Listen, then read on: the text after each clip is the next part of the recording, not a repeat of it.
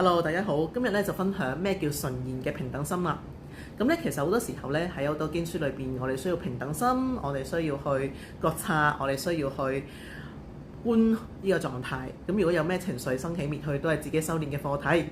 咁究竟去到咩狀態底下咧，我先至會能夠全然嘅純粹嘅平等心咧？咁呢一個就好好嘅覺察啦。咁今日咧我就分享喺 VIP Retreat 裏邊咧，其實我覺察好多人咧，當佢看見好多嘅生命啦，一齊去願意去貢獻呢個世界，一齊有呢一個嘅我就係無條件嘅愛，我就係普度眾生，我就係光，我就係愛，我就係和平嘅使者嘅時候咧，大家見到所有嘅同修都係咁嘅時候咧，佢就放低咗所有嘅名利地位啊，呢一個嘅貧富嘅分別啊等等，就好欣賞所有嘅人，我哋都係嚟貢獻㗎，哇！呢個世界即將會有幾美好呢？咁樣，咁喺個狀態裏邊呢，我哋就會出全然嘅平等心啦。